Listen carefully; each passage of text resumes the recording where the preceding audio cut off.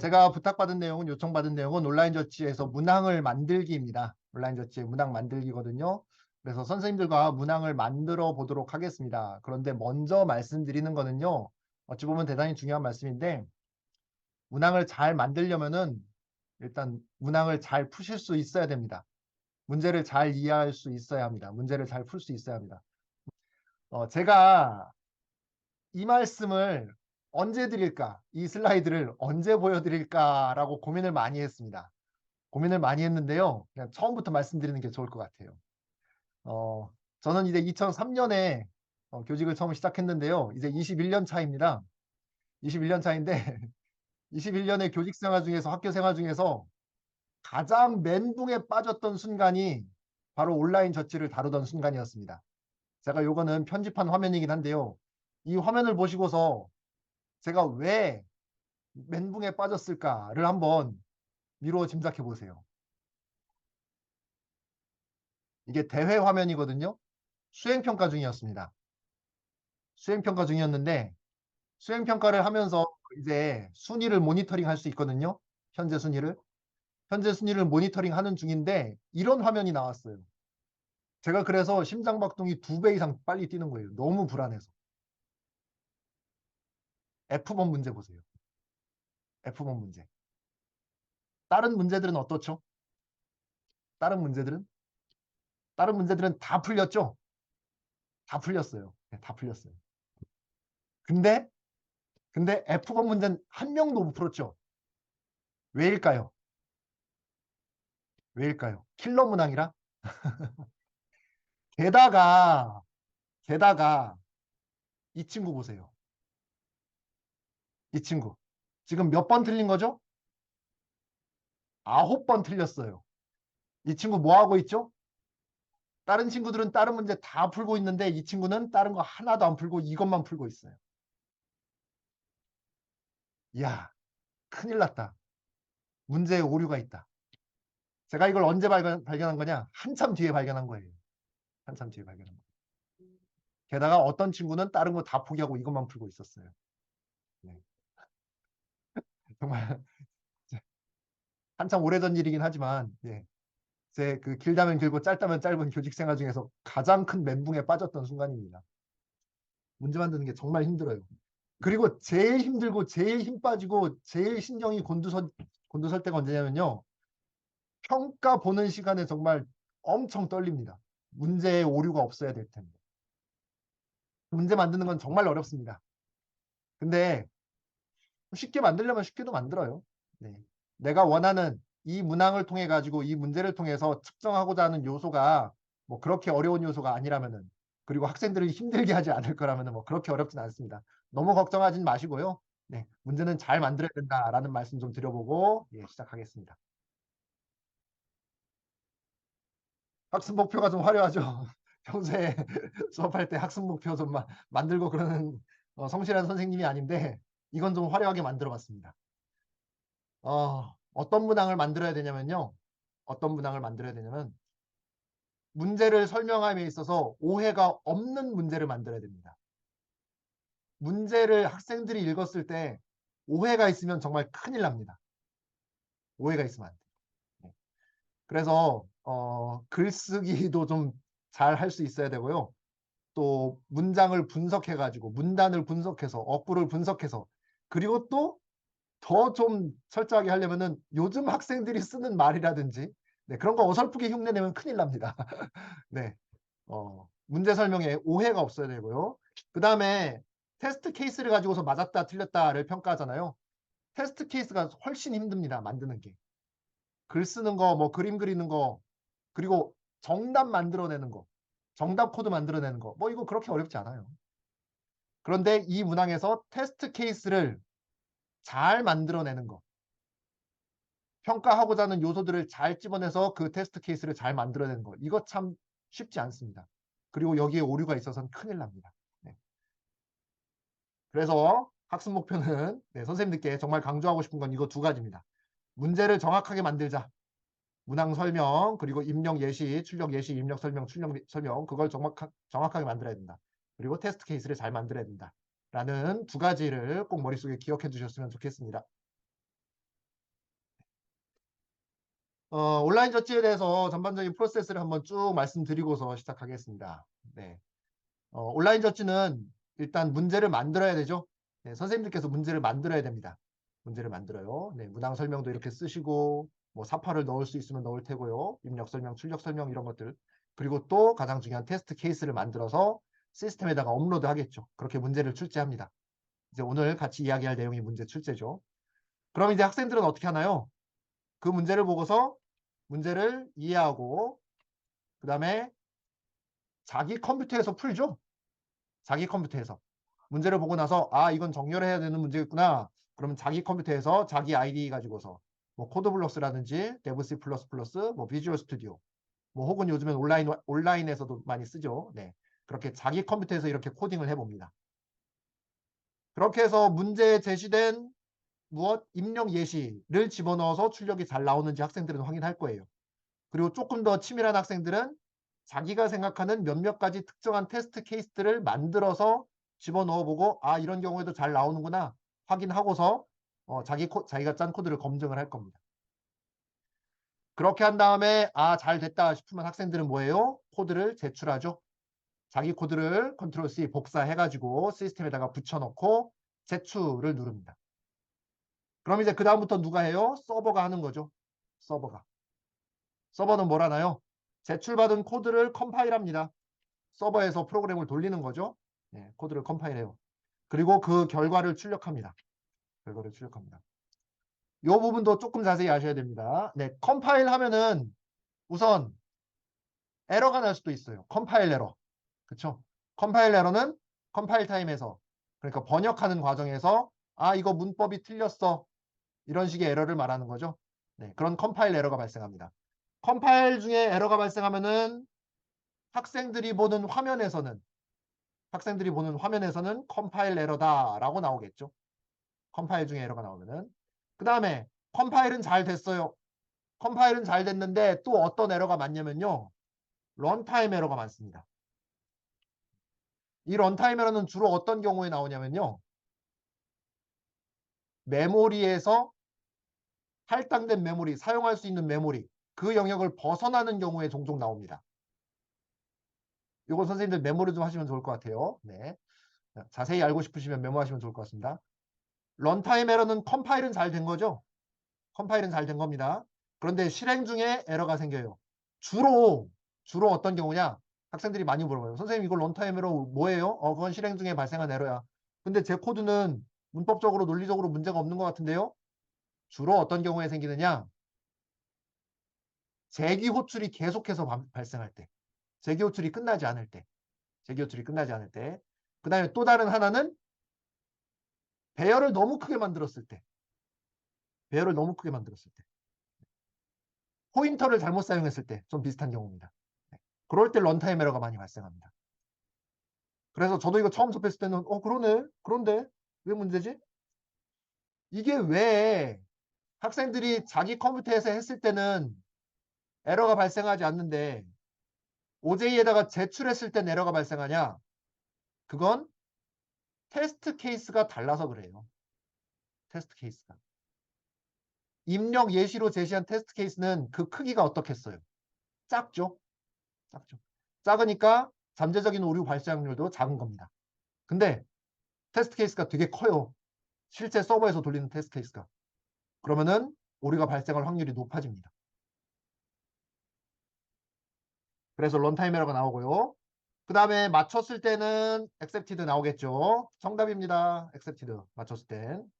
그 다음에 presentation error라는 거는 답은 잘 나오는데 답을 뭐 줄 바꿔서 출력했다든지 뭐 띄어쓰기를 출력했다든지 탭을 출력했다든지 이런 경우에 해당합니다. 네. 뭐 그거까지 자세히 말씀드리지 않겠습니다. 다음에 롱에서는 틀린 거죠. 답이 4가 나와야 되는데 8이 나온 경우 롱에서는 틀린 거고. 그 다음에 요거 많이 아시죠? TLE라고 하는 거. 작은 테스트 케이스에 대해서는 빠른 시간 안에 끝나죠. 근데 효율이 좋지 않은 알고리즘을 제출했을 때 커다란 테스트 케이스에 대해서는 빨리 안 끝나요. 예를 들면 100만 개의 수를 정렬하는 알고리즘 셀렉션 소트로는 TLE가 나오겠죠. 근데 퀵 정렬로 짜면은 시간 초과가 안 나겠죠. TLE는 시간이 초과됐을 때, 정상적으로 실행됐지만 시간이 초과됐을 때 이렇게 나온다. 다음에 output limit exceeded 뭐 이런 것도 종종 나와요. 이런 것도. 이것도 잘못 출력한 거예요.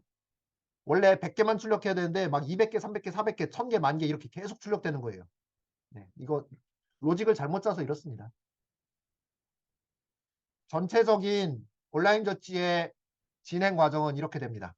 출제자가 문제를 출제하는 거고 학생은 그걸 보고 문제를 풀어서 제출하는 거고 그리고 서버에서는 그 결과를 알려주는 거죠. 이 전반적인 과정은 전적으로 잘 되고 안 되고는 뭐에 달려 있다? 문제에 달려 있습니다. 문제에 달려 있어요. 문제에 오해가 있다. 그럼 학생이 잘못 이해해요. 잘못 이해해요. 테스트 케이스에 잘못된 데이터가 들어있다. 그러면은 롱에서 나옵니다. TL이 나와요. 이 모든 것들은 문제에 다 달려 있습니다. 문제에 달려 있습니다. 그래서 문제를 정말 정확하게 잘 만들어야 됩니다. 제가 계속 그 선생님들께 겁을 주는 것 같아요. 네, 겁을 주는 것 같은데요. 네, 중요하다라는 정도만 이해하시고요.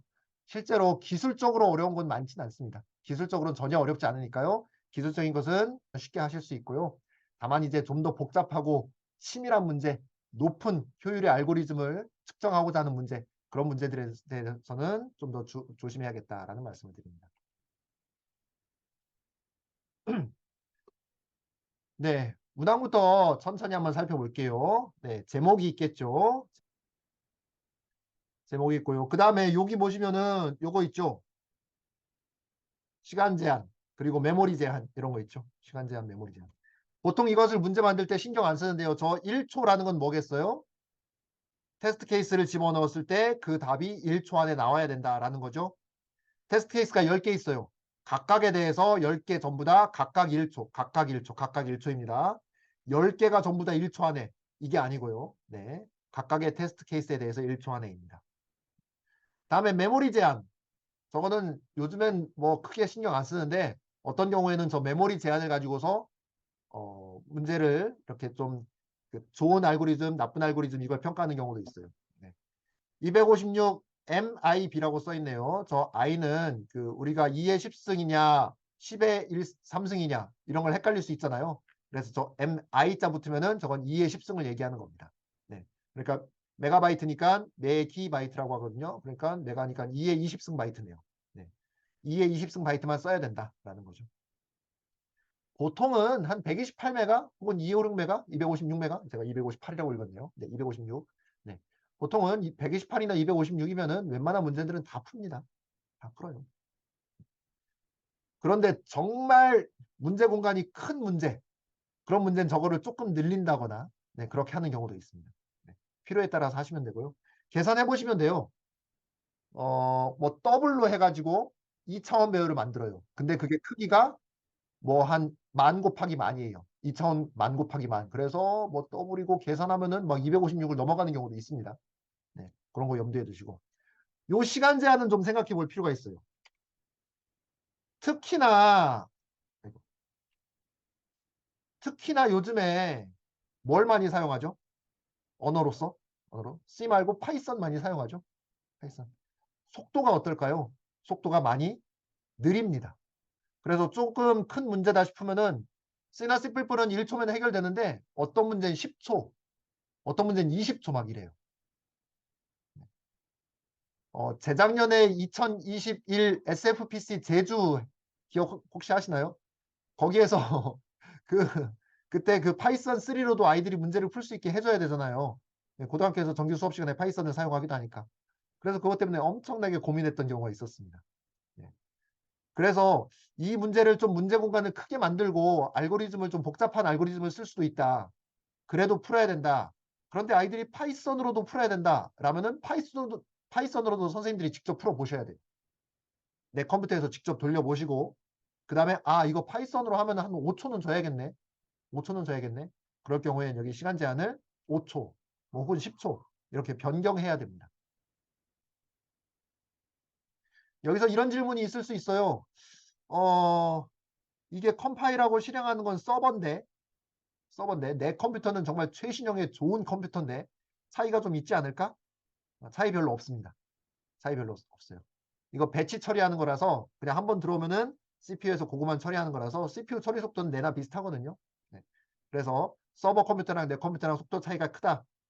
그건 별로 신경 안 써도 됩니다. 네. 그래서 요 시간 제한은 좀 신경 써야 될 부분이다. 이유는 뭐다? 파이썬 때문에. 단 요즘엔 뭐가 생겼죠? 파이파이라는 거 나왔죠? 파이파이. 네. 파이썬을 가지고서 이렇게 저렇게 막 조작해서 만든 그런 새로운 언어라고 할 수 있으려나요? 네, 새로운 프로젝트입니다. 저거는 빨라요. 엄청 빨라요. 거의 C만큼 빠릅니다. 코드는 파이썬이랑 똑같아요. 네. 그래서 요즘에 호스토제이 온라인 저치에서는 저 파이파이를 지원합니다. 선생님들께서 학교에서 수업하실 때 문제 해결을 주로 한다. 나는 수업 시간에 문제 해결을 주로 한다. 그렇다면 파이썬 언어 시키지 마시고 파이파이로 풀게끔 이렇게 학생들한테 교육시키는 게 더 좋으실 거예요.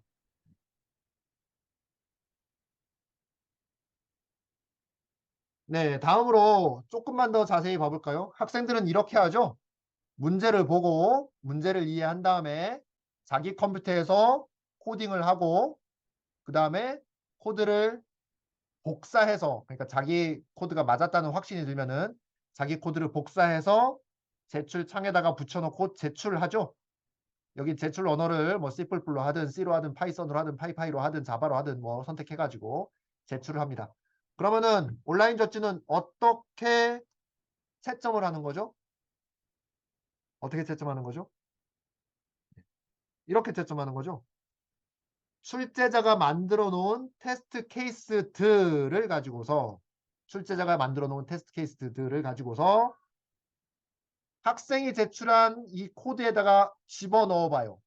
예를 들어서 50과 11과 9와 4다. 뭐 문제가 뭔지 모르겠어요. 문제가 뭔지 모르겠지만 학생이 만든 이 코드에 학생이 제출한 이 코드에 스캔F 입력에다가 50, 11, 9, 4를 집어넣어 봐요.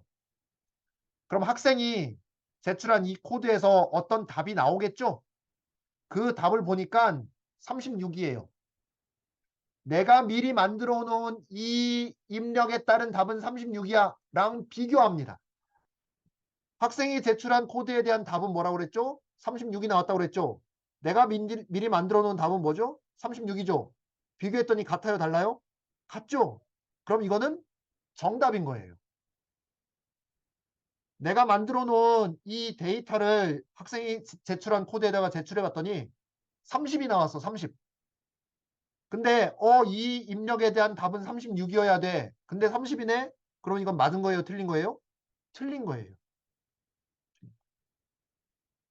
온라인 저치 시스템은 이렇게 채점하는 겁니다. 온라인 저치는 좀 아이러니하기도 하지만 학생이 제출한 코드를 직접 서버가 돌려서 결과만 확인하는 거예요. 결과만 확인하는 거예요. 이거 나쁜 건가? 좋지 않은 건가? 실망인데? 그렇게 생각하실 필요 없습니다. 대신 뭘 잘하면 돼요? 테스트 케이스를 많이 만들면 돼요. 정말로 좋은 알고리즘인지 확인하고 싶으면은 다양한 형태의, 다양한 크기의 테스트 케이스를 많이 만들면 됩니다. 어떤 특정한 아주 희한한 경우, 그런 경우가 발생할 수도 있어. 그럼 그 경우에도 이 알고리즘은 잘 대처를 해낼까? 그 테스트 케이스를 만들어내면 돼요. 만들어서 집어넣어 놓으면 됩니다. 100개만 정렬하는 건 잘 푸는데 10만 개를 정렬하는 것도 잘 풀까? 10만 개짜리 테스트 케이스 만들어서 집어넣어 놓으면 됩니다. 1000만 개짜리 만들어서 집어넣어 놓으면 돼요. 그리고 얘가 뭐도 확인해 줄까요? 온라인 저치 시스템이? 정답을 알고리즘이 제출해내는데 만들어내는데 걸리는 시간까지 알려줍니다. 그러니까 100개짜리 크기에 대해서 0.001초 걸렸어. 10,000개짜리에 대해서 0.1초 걸렸어. 이런 것들도 다 보여줍니다. 그러니까 그걸 가지고서도 어느 정도 알고리즘의 효율을 확인할 수가 있죠. 자, 제가 좀 전에 맞았다라고 말씀드렸죠? 맞았다라고 말씀드렸죠? 맞았다라는 건 뭐가 맞은 걸까요? 맞았다라는 건 여러 개의 테스트 케이스 중에서 그 테스트 케이스를 맞았다라는 겁니다. 테스트 케이스는 몇 개를 만들 수 있을까요? 저는 한 120개까지 봐봤어요. 5개의 테스트 케이스가 있는 경우도 있어요. 혹은 1개만 있는 경우도 있어요. 각각의 테스트 케이스를 모두 확인하는 거죠. 그럼 문제를 맞췄다라는 건 뭘까요? 문제를 맞췄다. 이거는 정하기 나름입니다. 부분 점수라는 거 있죠? 우리 시험에서. 부분 점수. 부분 점수라는 걸 인정해주고 싶으면 그렇게 할 수도 있습니다. 부분 점수를 인정해주고 싶으면 그렇게 할 수도 있어요. 온라인 저치 시스템에서 다만 온라인 저치 시스템에서 그거를 이렇게 이쁘게 잘 해주진 않아요. 총 몇 개의 테스트 케이스 중에서 몇 번 몇 번 맞았습니다. 몇 번 몇 번 틀렸습니다. 이런 정도로 알려주긴 하는데 되게 자세하게 그걸 예쁘게 잘 만들어 놓은 경우는 없어요. 다만 이런 경우는 있습니다. 제가 이제 선생님들 그 코드업 많이 사용하시죠? 코드업이라는 사이트는 후스토제이 중국에 있는 대학교에서 처음에 만든 그 온라인 저치 시스템 그걸 가지고서 커스터마이징해서 만든 거예요. 많은 선생님들이 이 후스토제이를 사용하고 계세요. 그것 말고 다른 온라인 저치 시스템 두 가지만 말씀드릴게요. CMS라는 거 있습니다. CMS. 이거는 우리나라의 정보올림피아드에서 이걸 사용합니다. 이건 이름에서 아실 수 있다시피 컨테스트죠. 컨테스트. 대회용이에요. 대회용. 우리 코드업이나 선생님들 사용하시는 그 온라인 저치 이런 것들은 문제들을 많이 올려놓고 문제은행식이죠. 아이들이 이런저런 문제 다 풀어봐라. 원하는 문제 풀어봐라. 이런 식이죠. 근데 이 CMS는 주로 대회를 위해서만 사용합니다. 그리고 여기에는 뭐가 있냐면요. 이 CMS는 이런 게 돼요. 테스트 케이스를 총 12개 만들었어요. 총 12개. 그런데 테스트 케이스를 서브 태스크 그룹으로 묶을 수 있습니다. 그래서 12개 중에서 2개는 첫 번째 그룹, 첫 번째 서브 그룹. 그 다음에 2개는 두 번째 서브 그룹. 그 다음에 4개는 세 번째 서브 그룹. 그 다음에 4개는 네 번째 서브 그룹. 그렇게 해서 첫 번째 2개를 모두 맞추면 첫 번째 서브 그룹에 대한 부분 점수를 획득할 수 있고 두 번째 서브 그룹에 2개의 테스트 케이스를 모두 맞추면 거기에 있는 부분 점수를 획득할 수 있고 뭐 이런 식으로 할 수가 있습니다. 이게 CMS예요. 네, CMS 이런 식입니다. 이런 게 있다 정도만 말씀드릴게요. 그 다음에 돔저지라는 것이 있습니다. 돔저지. 한국정보교사연합회에서 재작년부터 시행하고 있는 SFPC에서 사용하는 겁니다. 돔저지. 네, 이거는 이쁜 스코어보드가 제공되고 뭐 이런 것들이 있습니다. 가장 많이 사용하는 건 뭐다? 후스토제이다. 후스토제이를 가지고서 말씀드리겠습니다. 네, 후스토제이는요. C나 C++ 뭐 다양한 언어들을 다 지원하고요. 당연히 다 지원하고요. 이전에 경기과학고에 계셨었고 지금 태장고등학교에 계시는 경기도의 그 전현석 선생님이라는 분이 정보 선생님들이라면은 누구나 쉽게 이걸 다운받아 가지고 리눅스에다가 설치할 수 있게 혹은 AWS 네, 아마존 웹 서비스 예, 거기에다가 설치하실 수 있게 매뉴얼을 제공해주고 계세요. 그래서 선생님들도 이거 선생님들만의 온라인 저치를 운영하실 수 있습니다. 네. 그리고 대회를 만들어 가지고 수행 평가를 할 수도 있고요. 그리고 또 문제들을 많이 올려놔서 학생 주도의 동아리 활동을 할 수도 있습니다. 특히나 우리 기초백제라는 거 많이 들어보셨죠? 기초백제. 온라인 기초백제. 기초백제 문제들이 탑재된 상태로 배포됩니다. 탑재된 상태로. 그래서 이 문제들을 가지고서 수업하실 수도 있고요. 학생들이 알아서 자기주도적으로 학습할 수 있도록 하실 수도 있습니다. 뭐 학생들이 동아리 활동할 수도 있고 그리고 또 학생들한테 문제 출제 권한을 줘가지고 학생들이 문제를 만들어서 서로 나누어서 풀 수 있도록 그렇게 학생 동아리 활동 같은 것도 할 수가 있습니다. 이런 말씀을 드렸고요. 이제 호스토제이 생긴 모양을 한번 알아보실까요? 선생님들 서버에 접속해 주시기 바랍니다.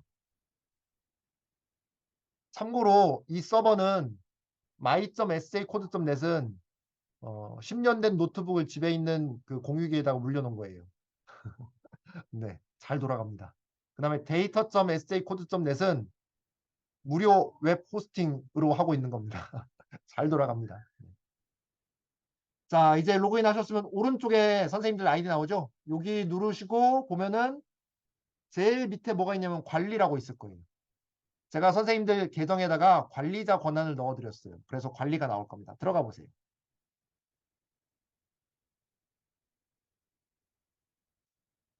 자, 들어가면 이렇게 나오죠?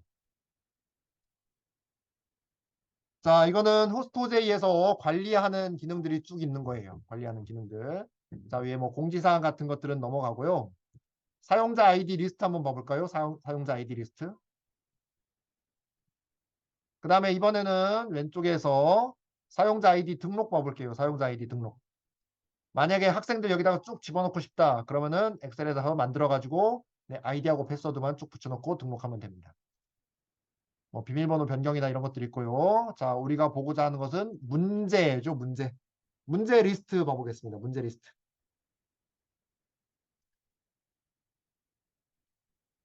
뭐 직관적으로 잘 돼 있어가지고 이해하는데 어렵지 않으실 거예요. 문제의 제목과 A씨는 이 문제를 푼 수, 이 문제를 푼 수, 그리고 이 문제는 언제 만들어졌다, 문제 상태, 이 문제 지금 숨겨놨다, 이 문제 지금 보이고 있다.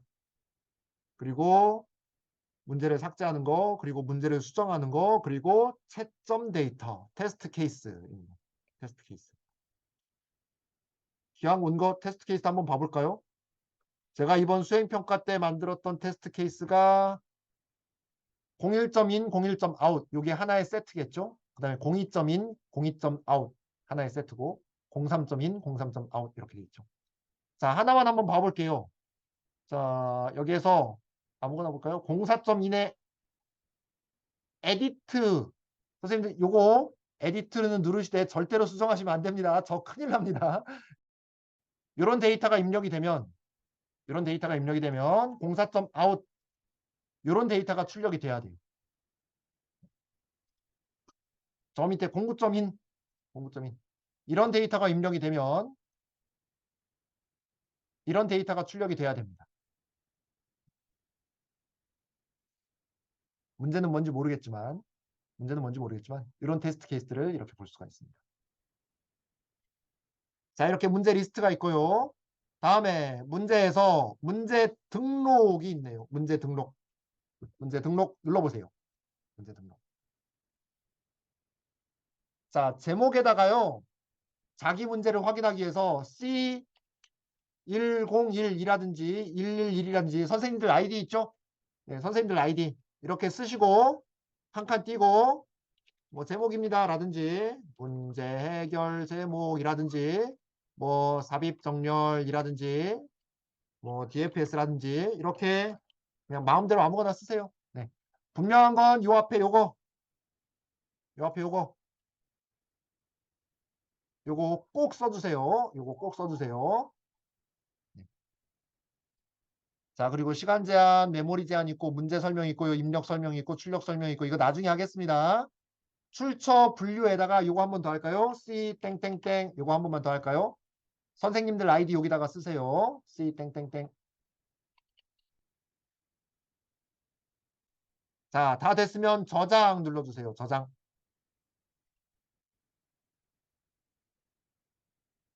자, 그러면 이렇게 나옵니다. 자, 1350번 고유 아이디죠. 고유 키입니다. 1350번 문제가 만들어졌고 여기다가 테스트 데이터를 더 집어넣을래? 너 미리 준비해 놓은 거 있지 않아? 라고 물어보는 거예요. 근데 지금은 안 넣을 거니까 상관없고요. 자, 문제 리스트 봐보겠습니다. 문제 리스트. 문제 리스트. 네, 이렇게 나오죠. 방금 선생님들께서 만드신 문제들이에요. 자, 이렇게 문제를 만드시는 거고 이제 문제 내용하고 테스트 케이스 집어넣어야 되잖아요. 그건 나중에 해보겠습니다. 나중에 해볼게요. 자, 그 다음에 문제에 관련된 거 다른 거 하나 또 볼게요. 문제 관리에서 보면은 문제 데이터 업로드와 문제 데이터 다운로드 있습니다. 문제 데이터 업로드와 문제 데이터 다운로드 있어요. 네. 자, 여기에서 문제를 그대로 퍼다가 다운로드 받아서 필요하면 다른 시스템에다가 올리는 거예요.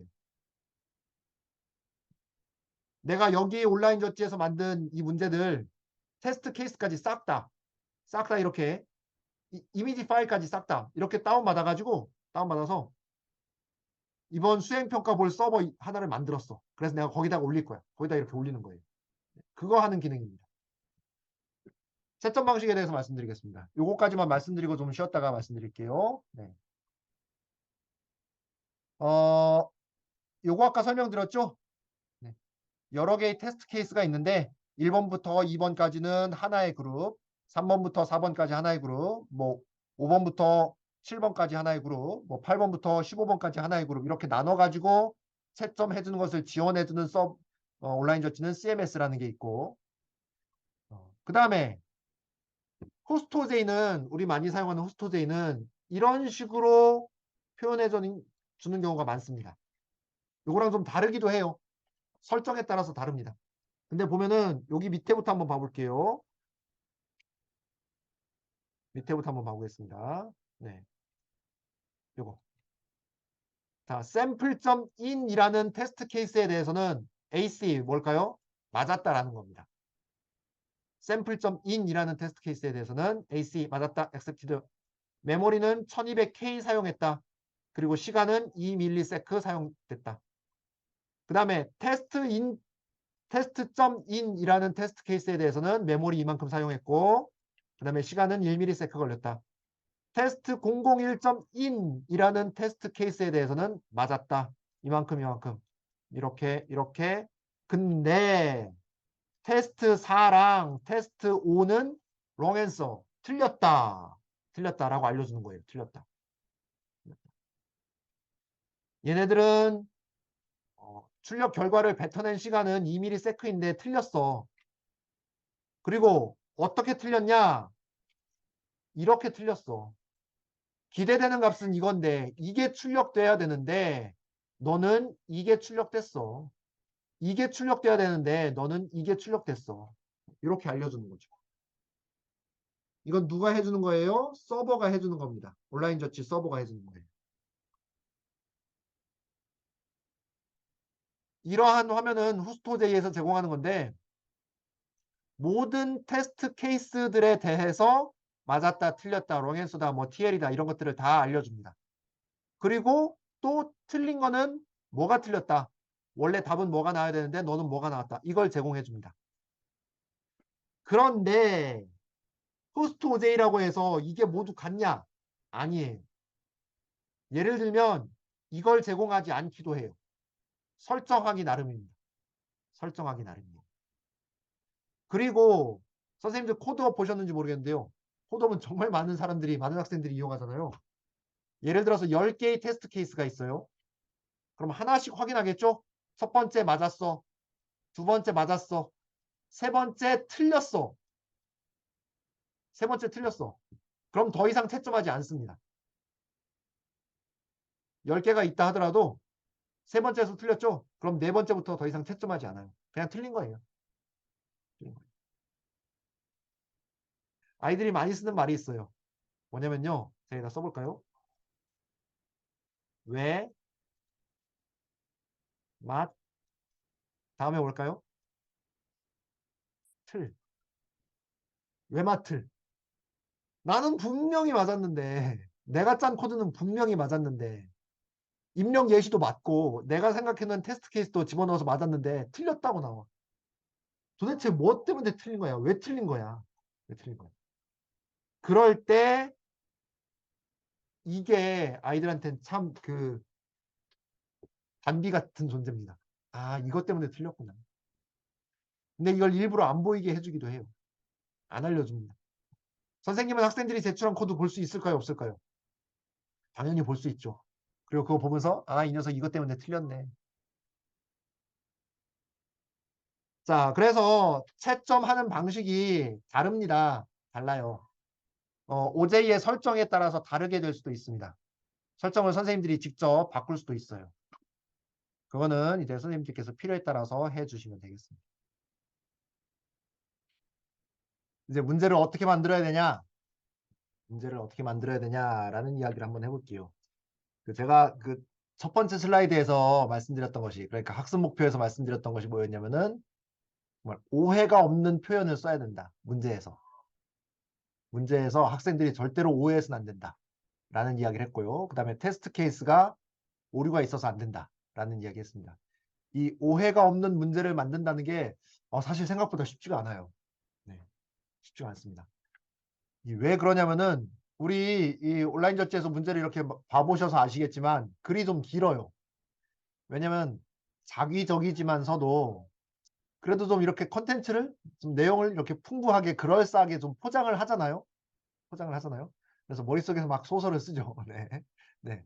그런 생각을 하면서 이렇게 글을 쓰다 보니까 글이 점점 길어지기도 하고 엉뚱한 말이 들어가게 되는 거예요. 네. 그럼 그렇게 안 하면 되잖아. 그럼 그렇게 안 하면 되잖아. 그냥 문제만 명확하게 하면 되잖아. 그러면은 재미가 없죠. 그리고 또 현실적인 문제다라는 느낌이 안 들죠. 네. 그리고 또 무엇보다 이제 여기서 말씀드릴 건데 학생들한테 추상화 역량을 길러줘야 됩니다. 그쵸? 네. 컴퓨팅 사고력에서 아주 중요한 하나가 추상화 역량이잖아요. 네. 데이터 추상화. 필요한 정보가 무엇이다. 집중해야 될 것이 무엇이다. 라는 걸 학생들이 선별해서 골라낼 수 있게 해야 되기 때문에 그냥 딸랑 문제만 있는 건 그건 정말 논리학이죠. 네. 그게 문제가 아니라 현실 세계의 문제를 해결할 수 있도록 그럴싸한 여러 가지 상황들을 잘 만들어내야 됩니다.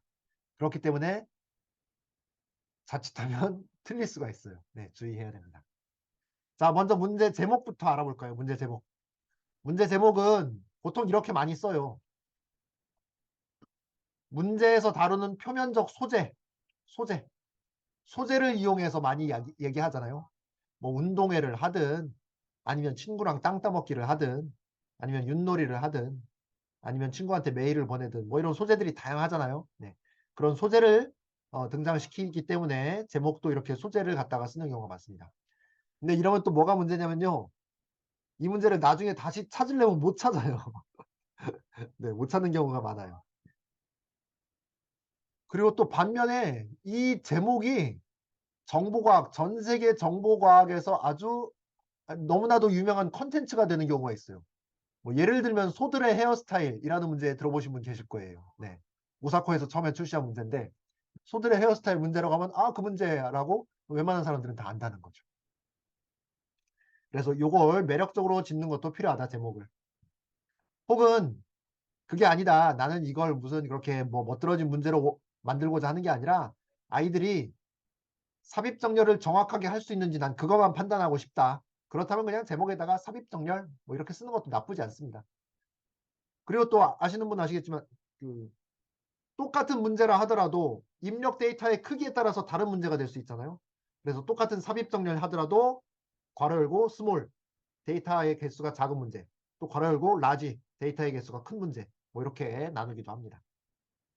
자, 문제 제목은 그 정도로 말씀드리고요. 다음에 문제 설명 정말 중요하죠. 정말 중요하죠. 이쁘게 잘 각색해야 됩니다. 글쟁이가 돼야 돼요. 글쟁이가 돼야 돼요. 추상화 역량을 길러줄 수 있어야 되고요. 여기에서 모호한 설명이 있으면 절대로 안 됩니다. 모호하지 않아야 되고요. 네. 물론 노린다면 노릴 수 있겠죠. 다르게 해석해서는 안 된다는 얘기입니다. 충분히 설명하되 괜히 불필요한 설명 넣어가지고 애들이 헷갈리게 해서는 또 안 됩니다. 그리고 필요하다면 적절한 사파를 집어넣을 수 있습니다. 필요하다면 적절한 사파. 근데 이 사파를 집어넣을 때도 좀 수준을 잘 결정해야 되는 게 사파를 너무 자세히 집어넣으면은 문제가 너무 빤히 보여요. 수상화 단계를 대신 해주는 거예요. 네. 사파를 적절한 수준에서 이렇게 집어넣어줘야 되겠습니다. 그리고 이 문제 설명에서 다 못한 거는 아이들이 또 어디에서 힌트를 얻을 수 있냐면은 여기에서 힌트를 얻을 수 있습니다. 입력 설명과 출력 설명. 그리고 또 거기에서 더 나아가서 입력 예시와 출력 예시. 여기에서 아이들이 문제를 더 명확하게 이해할 수 있으니까 앞부분, 이 부분에서 문제 설명에서 꼭 반드시 다 해야 된다. 그런 생각은 안 하셔도 됩니다. 다음에 시간 제한과 메모리 제한 아까 말씀드렸죠. 네, 이 시간 제한과 메모리 제한. 네. 테스트 케이스와 연계해서 알고리즘의 효율을 측정해야 될 때 사용될 테고요. 또 사용 언어에 따라서 구분을 좀 해줘야겠습니다. 다음에 이 입력 설명과 출력 설명입니다. 입력 설명과 출력 설명. 네. 여기 이렇게 돼 있죠? 이렇게 돼 있죠. 이 부분이 참 중요해요. 정말 중요합니다. 자, 여기에선 뭐가 있냐면요. 첫 번째 줄에는 뭐가 입력되고 두 번째 줄에는 뭐가 입력된다. 그리고 입력되는 데이터의 범위. 이게 제일 중요합니다. 이건 정말 확실하게 말씀드립니다. 이게 제일 중요합니다. 문제에서 이게 제일 중요합니다. 뭐 이따가도 말씀드릴 테지만 문제의 크기에 따라서 아주 다른 문제가 되거든요. 그렇기 때문에 이 문제 입력의 범위를 명확하게 설명하는 거 정말 중요합니다. 명확하게 설명하는 거 중요하다. 이 말은 다른 말로 무슨 말이냐? 테스트 케이스는 이 범위 안에 있어야 된다는 얘기입니다. 테스트 케이스는 이 범위 안에 있어야 된다는 얘기입니다. 이거 실수 많이 하거든요. 이거 실수를 해가지고 그런 사단이 벌어지는 겁니다. 출력 설명은 이렇게 되겠죠. 출력 설명은 이렇게. 자, 그리고 여기에서 중요한 게 있어요. 여기 한번 봐보세요. 해당하는 값이 스페이스로 구분되어 입력된다. 첫 번째 줄에는 n이 하나 입력되고요. n은 1부터 10억까지의 정수다. 그리고 두 번째 줄에 a와 b와 c가 스페이스로 구분되어 입력되고 a와 b와 c는 각각 1부터 100까지의 정수다. 그래서 첫 번째 줄에는 요거 입력됐죠. 두 번째 줄에는 a 값과 b 값과 c 값이 스페이스로 구분되어 입력됩니다. 이거 좀 주의해야 되는데요.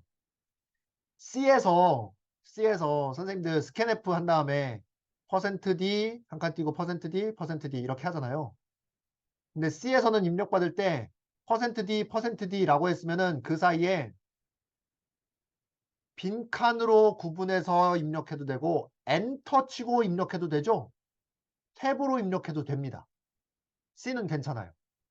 근데 뭐는 파이썬은 보통 이럴 때 어떻게 입력받죠? 스플릿으로 입력받죠? 스플릿으로 나눠 입력받습니다. 스플릿에다가는 뭐 집어넣어야 돼요? 괄호 안에다가 큰 따옴표 해가지고 빈칸을 넣든지 해야 되잖아요. 근데 빈칸으로 구분돼서 입력했는데 테스트 케이스는 엔터로 입력해놨어. 그럼 잘못됩니다. 그래서 그것도 여기에다가 명확하게 써줘야 됩니다. 명확하게 써줘야 돼요. 하여튼 출력에서도 마찬가지고요. 출력에서도 마찬가지입니다. 입력 설명과 출력 설명 정말 가장 중요합니다. 정확하게 설명해줘야 된다는 거. 그리고 입력 예시와 출력 예시죠. 자, 그리고 이 부분은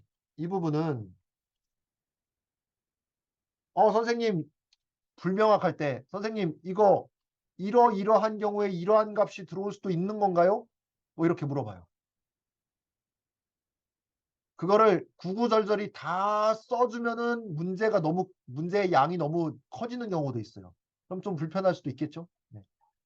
그래서 그걸 궁금해하면 말로 설명해 주는 경우도 있고 혹은 아예 입력 예시나 출력 예시에다가 명확성을 더 확실하게 드러낼 수 있도록 그런 예시를 보여줄 수도 있어요. 그리고 또 게다가 이게 자칫 잘못 하면 또 힌트로 작용할 수도 있습니다. 아이들한테. 문제 만들기 되게 어렵죠. 좀 복잡한 문제, 어려운 문제 만들 땐 이런 거 다 신경 써야 되는데 간단한 문제에선 별로 신경 쓸 거 아닙니다. 두 수의 합을 출력하세요 라는 문제에 뭐 이게 뭐 중요하겠어요? 두 수의 합을 출력하세요. 이런 건 별로 중요하지 않잖아요. 그리고 입력 예시, 출력 예시는 이렇게 하나만 보여줄 수 있는 게 아니라 여러 개 보여줄 수도 있습니다. 그리고 필요하다면은 아래쪽에 도움말 통해 가지고 더 많이 보여줄 수도 있습니다. 그리고 도움말이 있습니다. 도움말. 도움말에다가 내가 원하는 만큼 다 집어넣어주면 돼요. 입력 예시 2, 출력 예시 2, 입력 예시 3, 출력 예시 3 이렇게 써 넣어도 되고요. 자, 다음에 이런 표현도 상당히 중요합니다. 이런 표현. 정답의 수와 정답의 표현. 이 부분도 생각해 봐야 됩니다. 예를 들면 최단 용로를 구하시오라는 문제가 있어요. 최단 용로를 구하시오. 제가 달랑 요거만 써놔서 헷갈리는 게 당연한데 최단 용로란 무엇인가가 정의돼야 됩니다. 최단 용로란 무엇인가. 우리가 알고리즘을 얘기할 때 입력값과 출력값이 명확해야 되는 거잖아요. 그러니까 온라인 저지에서도 마찬가지입니다. 최단 용로란 무엇인가, 출력해야 될 값이 무엇인가라는 걸 명확하게 얘기해줘야 되는 거예요. 게다가 최단 용로가 하나인가? 아닐 수도 있잖아요. 그쵸? 최단 경로가 하나가 아닐 수도 있죠. 여러 개일 수도 있습니다. 그럼 이건 어떻게 하지? A라는 경로랑 B라는 경로랑 둘 다 최단 경로예요. 그럼 A만 출력할 경우에만 정답으로 처리할 거냐? 혹은 B만 정답으로 할 거냐? 혹은 A와 B 둘 다 출력해야 되느냐? 혹은 A와 B 아무거나 하나 출력하면 되느냐? 이런 거 생각해 봐야 되잖아요. 네. 그런 것들을 명확하게 해줘야 되고, 만약에 이런 경우도 있습니다. 최단 경로가 여러 개야. 최단 경로가 여러 개야. 그러면은 A를 출력하든 B를 출력하든 그냥 아무거나 출력해도 정답이야. 네, 그런 걸 스페셜 저지라고 얘기합니다.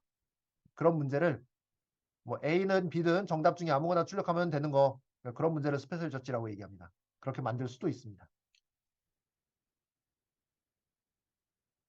요거 다시 얘기하면은 최단 경로가 여러 개일 수도 있는데 내가 만든 테스트 케이스들은 전부 다 최단 경로가 하나만 있어. 나는 유일한 최단 경로가 있는 테스트 케이스만 만들었어. 그렇게 할 수도 있죠. 네, 그렇게 할 수도 있습니다. 다만 그것을 학생들한테는 알려줘야죠. 문제에다가 모든 경우에 대해서 최단 경로는 유일하게 존재한다 라고 명시를 해준 필요가 있습니다. 그렇게 정답이 여러 개인 경우를 생각해 봐야 될 거고요. 다음에 최단 경로를 출력하래요. 최단 경로를 출력하래요. 최단 경로가 무엇이냐라는 거죠. 최단 경로는 A에서 C를 갔다가 B를 갔다가 K를 가는 거야. 그러면 A, C, B, K를 출력하면 돼. A, C, B, K를 공백으로 구분지어서 출력하면 돼. 그렇게 명확하게 표현을 해주는 방법이 있어요. 명확하게 표현해주는 방법이 있어요. 그런데 이 문제는 이렇게 문제를 내면은 좀 어려워져요. 왜 그러냐면은 물론 이 문제의 경우에 하나는 걸 수도 있지만 선생님들 다익스트라 알고리즘 있잖아요. 다익스트라 알고리즘. 뭐 벨만 포드든 여러 최단 경로를 구하는 알고리즘 있죠. 그런 알고리즘은 뭘 구하는 알고리즘이죠? 혹시 아세요? 뭘 구하는 알고리즘이죠? 엄밀하게 최단 경로를 구하는 문제가 아니라 최단 경로의 길이를 구하는 문제입니다. 다르죠? 최단 경로와 최단 경로의 길이는 다르죠? 달라요. 그러니까 내가 내는 이 문제는 정확하게 무엇을 원하는 문제냐라는 걸 확인해야 돼. 그래서 보통의 문제들은 네, 최단 경로를 출력하시오 이런 문제는 많진 않아요. 못하는 건 아니지만 못하는 건 아니지만 최단 경로의 길이를 출력하시오. 그럼 이러면 또 편해진 점이 또 있습니다. 편해지는 점이 또 있어요. 이건 뭐가 유일해요? 최단 경로의 길이는 유일하죠. 최단 경로의 길이는 유일합니다. 네. 경로는 여러 개일 수도 있지만 최단 경로의 길이는 유일합니다. 그렇기 때문에 다른 신경을 덜 써도 되죠. 최단 경로까지 출력하는 문제로 하려면은 스택까지 써야 되고 복잡해지죠. 네, 또 다른 문제입니다. 그래서 최단 경로의 길이를 구하는 문제로 바꿀 수도 있고 혹은 또 이렇게 바꿀 수도 있어요. 최단 경로는 몇 개인가? 이런 문제 또 깔끔해지죠. 깔끔해집니다. 최단 경로가 여러 개 있는데 그 개수를 카운트하는 건 그건 또 어려운 문제가 아닐 수도 있습니다. 최단 경로는 몇 개인가? 이렇게 문제를 바꿀 수도 있습니다. 다음 문제 봐보겠습니다. 입력의 범위를 쉽게 생각하면 또 안 돼요. 입력의 범위를. 생각해 볼게요. 모든 정점이 서로 연결된 완전 그래프에서 A 정점에서 B 정점까지의 최단 경로를 구하는 문제. 그냥 최단 경로의 길이라고 할게요. 네, 최단 경로의 길이를 구하는 문제. 이거 어려운 문제인가요? 안 어려운 문제인가요? 이것만으론 알 수 없는 문제죠. 이것만으론 알 수 없는 문제입니다. 뭐에 달려 있어요? 완전 그래프인데 정점의 수에 달려 있죠. 정점의 수. 정점의 수가 10개입니다. 정점의 수가 10개예요. 어려운 문제예요? 안 어려운 문제예요? 쉬운 문제입니다. 전체 탐색하면 돼요. DFS로 그냥 탐색하면 됩니다. 자, 정점의 개수가 200개예요. 어려운 문제예요? 안 어려운 문제예요? 중간 수준의 문제입니다. 어떻게 풀면 돼요? 이거 다익스트라로 풀면 됩니다. 다익스트라로 풀면 돼요. 자, 정점의 개수가 10,000개가 됐어요. 이건 거의 불가능한 문제입니다. 이번에는 모든 정점이 서로 연결된 완전 그래프에서 A 정점에서 출발해서 모든 정점을 방문하는 최단 경로를 구하는 문제. 최단 경로의 길이든 최단 경로를 구하는 문제. 이거 어려운 문제예요? 안 어려운 문제예요? 역시나 정점의 수에 달려 있겠죠. 자, 정점의 수가 50개입니다. 어려운 문제예요? 안 어려운 문제예요? 매우 어려운 문제입니다. 거의 못 푸는 문제입니다. 왜? 이거 무슨 문제라고 하죠? 트래블링 세일즈 퍼슨 문제죠. 네, 웹판원 문제라고 하는 문제. 이거 경우의 수가 몇 가지가 나오죠? 50개라면은 50 팩토리얼 개가 나오는 거죠. n개의 정점 중에서 하나 방문하고, 그 다음에 나머지 n-1개 중에서 하나 방문하고, 그 다음 나머지 n-2개 중에서 하나 방문하고, n-3개 중에 하나 방문하고. 그러니까 n 팩토리얼이 나옵니다. 그럼 50 팩토리얼 하면은 엄청나게 큰 수죠. 못 푸는 문제입니다. 못 푸는 문제. 논리적으로 따지면은, 수학적으로 따지면 똑같은 문제인데 입력값의 범위에 따라서 불과 몇십, 몇백의 차이만으로도 아주 다른 문제가 돼버리는 거죠. 이거 명확하게 해야 됩니다. 우리가 아주 쉽게 접할 수 있는 문제, 그 차이를 아주 쉽게 접할 수 있는 문제, n번째 피보나치 수를 구하는 문제. 자, 이거를 점화식으로 풀면은 fn은 fn-2 플러스 fn-1이죠. 써볼까요? fn은 fn-2 플러스 fn-1 이거죠.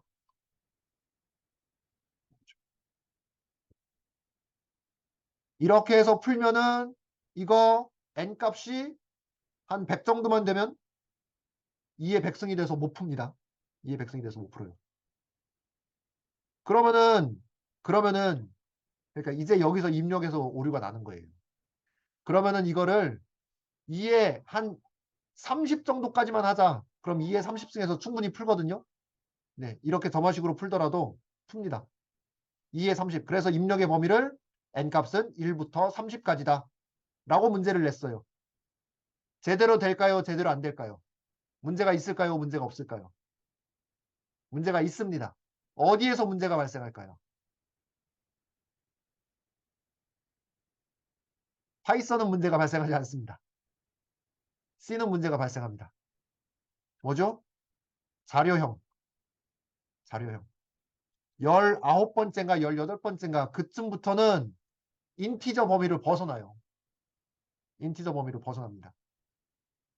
그러니까 그냥 시간 복잡도만 생각하고 걸리는 시간만 생각해가지고 입력 범위를 결정해서는 또 안 되는 거예요. 입력값의 범위도 생각해야 된다. 출력값의 그 자료형도 생각해야 된다. 라는 말씀을 또 드립니다. 뭐 예시를 하나 보면은요. 자, 이런 식으로 주어졌어요. 자, 최소 비용 신장 트리입니다. 최소 비용 신장 트리를 구하자. 그래프 정보가 주어지면 최소 비용을 출력하시오. 명확하죠? 최소 비용을 출력하시오. 문제 없죠? 최소 비용은 유일하니까. 최소 비용은 유일하니까. 입력은 이렇게 되고 출력은 이렇게 된다. 첫 줄에는 정점의 수 n과 간선의 수 m이 입력되고 그 다음에 m줄에 걸친 간선 정보 두 정점과 비용이 입력된다. 자, 그리고 출력 설명. 최소 비용 신장 트리 구성을 위한 최소 비용을 출력해라. 이런 거 필요합니다. 이런 거. MST를 구성할 수 없는 경우도 있죠. 그래프가 따로 떨어져 있는 경우. 그래프가 따로 떨어져 있는 경우. 이건 모든 정점을 연결할 수가 없잖아요. 네. 이런 경우도 있습니다. 이런 경우에는 뭐 해라. 뭐 엠파서브를 출력해라. 라는 식으로 이렇게 써줘야 됩니다. 써줘야 됩니다. 근데 여기서 좀 부족한 거 있죠? 그냥 간선 정보라고 했어요. 간선 정보를 명확하게 설명하지 않고 있죠. 두 정점과 비용이라고만 그냥 얘기했습니다. 그럼 두 정점과 비용 엄밀하게 표현하려면 어떻게 표현해야 돼요? 두 정점과 비용이 공백으로 구분되어 입력된다. 라고 써주는 게 원래는 엄밀하게 정확한 표현인 거죠. 그 다음에 온라인 저지에 이런 기능이 있어요. 재채점하는 기능. 어떤 문제에 대한 테스트 케이스가 오류가 있어. 문제를 잘못 설명했어. 그래서 애들은 제대로 풀었는데 계속 틀렸다고 나왔어. 그럼 문제 전체를 싹 다 그 문제에 대한 학생들 제출 결과를 싹 다 재채점해라 라는 거 할 수 있고요. 혹은 어떤 특정한 학생이 제출한 한 건, 그 건만 가지고서 재채점할 수도 있습니다. 네, 다음으로 문제 오류 몇 가지 경우를 한번 조금만 말씀드릴게요. 조금만. 사실 앞서 말씀드려가지고 무엇이 오류다라는 건 아마 이해하실 수 있을 거예요. 예를 들어서 두 자연수를 입력받아서 그 합을 출력하시오라는 문제가 왔습니다. 근데 입력으로 5와 3 그리고 출력으로 9라는 테스트 케이스를 만들었어요. 이거 제대로 만든 건가요? 틀린 거죠? 5와 3을 입력받았다면 뭐를 출력해야 돼요? 8을 출력해야 되잖아요. 잘못 만든 거예요. 근데 이거는 별로 걱정할 필요 없어요. 왜? 왜 별로 걱정할 필요 없을까요? 문제를 만들었어요. 그리고 테스트 케이스를 만들었어요. 선생님이 이걸 서버에다가 올리고 OJ 서버에다가 올리고 한번 내가 푼 코드를 서버에다 올려서 채점을 해 보시겠죠? 채점을 해 보죠. 설마 그거 안 해보겠어요? 합니다. 그리고 내가 잘 만들었다 생각하겠죠? 코드를 잘 짰다라고 생각하겠죠? 코드를 잘 짰으면 이런 거 다 걸려요. 다 걸려요. 그러니까 이건 별로 걱정할 필요 없어요. 이런 거는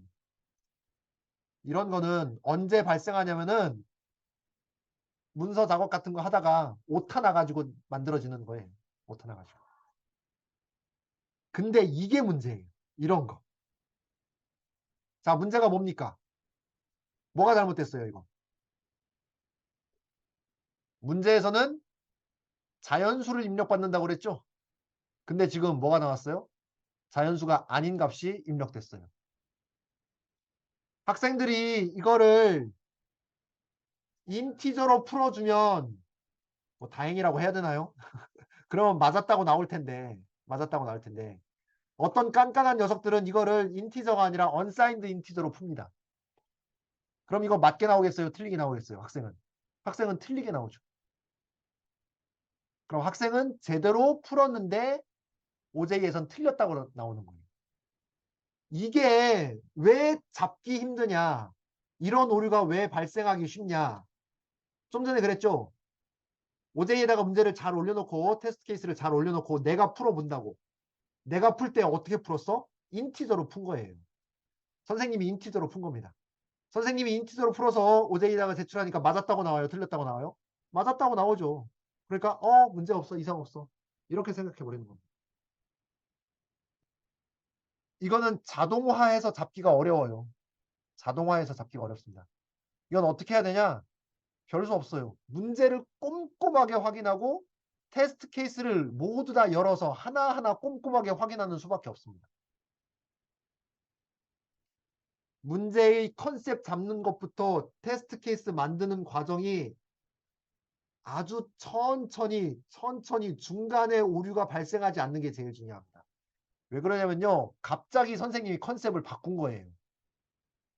얘네들이 자연수를 아나? 한번 알아볼까? 라는 생각으로 정수라는 문제를 냈는데 정수를 자연수로 바꾼 거야. 문제만 바꿨어. 테스트 케이스를 안 바꿨어. 문제 수정할 수 있잖아요. 이렇게 수정하다가 사고가 생깁니다. 뭐 수정하는 일이 어쩔 수 없이 있을 수 있죠. 그때 테스트 케이스까지 온전히 잘 확인해야 된다는 거. 이건 뭐 손으로 하나하나 확인하는 수밖에 없습니다. 오류는 이렇게 많이 발생할 수 있다는 거. 몇 가지 문제만 가지고 한번 설명드려 볼 거예요. 앞서서 그런 말씀드렸죠. 문제를 잘 풀어야지만 문제를 잘 만들 수 있다고. 네, 되게 깐깐해야지만 정말 꼼꼼해야지만 문제를 잘 만들 수 있습니다. 네. 이 문제 많이 보신 분들 계실 거예요. 네. 영일이는 N개의 계단을 오르려고 합니다. 여기 N개, 3개의 계단이 있어요. 이 친구는요. 다리가 짧아가지고 한 번에 한 계단 또는 2계단만 오를 수 있습니다. 그런데 어떤 계단은 부서져 있어서 밟을 수가 없어요. 영일이가 N번째 계단에 도달할 수 있는 방법의 수를 구하시오라는 문제를 냈습니다. 이 문제 같이 한번 풀어볼게요. 네. 자, 계단의 수는 이 경우에는 3개죠. 하나, 둘, 셋. 3개입니다. 이 n이 입력될 거고요. 계단의 수 n이 입력될 거고 다음에 부서진 계단 k가 입력될 겁니다. 여기 k. 네. 그래서 계단의 수는 3개고 부서진 계단은 2번 계단이 부서졌다. 라고 나옵니다. 자, 그럼 이 문제 그냥 손으로 풀어볼까요? 손으로. 만약에 부서진 계단이 없다고 하면은 한 번에 한 계단 또는 2계단 오를 수 있다고 그랬죠? 하나, 하나, 하나 이렇게 오르는 방법이 있고요. 하나, 하나, 하나. 그 다음에 하나, 둘 이렇게 오르는 방법이 있고요. 이번엔 둘, 하나 이렇게 오르는 방법이 있죠. 네. 3개의 계단에 오르는 경우의 수는 방법의 수는 총 3가지가 있습니다. 총 3가지가 있습니다. 그런데 얘가 부서졌어요. 얘가 부서졌어요. 얘를 밟을 수 없어요. 그러면은 방법은 하나, 둘. 이 방법밖에 없죠. 이 방법밖에 없습니다. 딱 한 가지 경우밖에 없어요. 네. 그렇게 해서 입력 예시와 출력 예시를 적어 놓은 겁니다. 처음에 요거만 보셨을 때는 이해가 좀 어려울 수도 있어요. 근데 이 입력 예시와 출력 예시를 보고서 아, 그런 뜻이구나 라고 이해할 수 있을 겁니다. 자, 그래서 이 문제를 풀었어요. 어떻게 풀었냐? 탐색에 기반해서 풀었습니다. 자, fs를 s번째 계단에 올라선 상태라고 정의하고 목적지 n번째 계단인지 확인하고 목적지를 넘어갔거나 부서진 계단인지 확인하고 그 다음에 그렇지 않다면 한 계단도 더 올라가고 2계단도 더 올라가는 전체 탐색으로 풀었습니다. 코딩을 하면은 이렇습니다. 자, F는 S번째 계단에 올라선 거야. 여기가 목적지 계단이야. 그렇다면은 하나의 경우를 찾았어. 하나 하고 세는 거고 그 다음 끝. 더 이상 올라가지 마. 끝났어. 그 다음에 얘가 부서진 계단이야. 혹은 목적지를 넘어섰어. 목적지를 넘어서는 경우도 생기죠. 여기가 목적지 계단인데 여기에서 2계단 올라뛰는 경우. 네, 이 경우는 아니죠. 그래서 부서진 계단이거나 목적지 계단이 넘어섰으면은 리턴하고서 끝내. 이건 아니야. 그리고 이도저도 아니면은 한 계단 더 올라가는 것도 하고 2계단 더 올라가는 것도 해. 라고 해서 전체 탐색해서 문제를 풀 수 있습니다. 자, 그래서 테스트 케이스를 이런 식으로 해서 만들었어요. 테스트 케이스를 이런 식으로 만들었습니다. 맞나요? 틀리나요? 맞을까요? 틀릴까요? 이거 틀렸습니다. 틀렸어요. 뭐가 틀렸냐면요. 첫 번째, 두 번째, 세 번째 계단이 있습니다. 여기가 부서진 계단인 경우입니다. 여기가 부서진 계단이면은 정답은 무조건 0이 나오죠. 여기는 밟을 수 없으니까.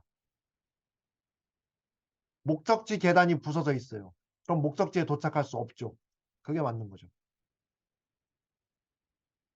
근데 이 코드는 어떨까요? 이 코드는 뭘 먼저 확인해요? 목적지에 도착했는지를 먼저 확인하죠. 목적지에 도착만 했으면은 걔가 부서졌는지 안 부서졌는지 확인 안 하고 그냥 카운트 해버립니다. 그러니까 틀린 거예요. 만약에 너무한다. 말장난하냐? 그런 문제가 어딨어. 목적지 계단은 그 부서지면 안 되지. 그런 게 어딨어. 라고 생각을 한다면 그럼 뭐가 문제일까요?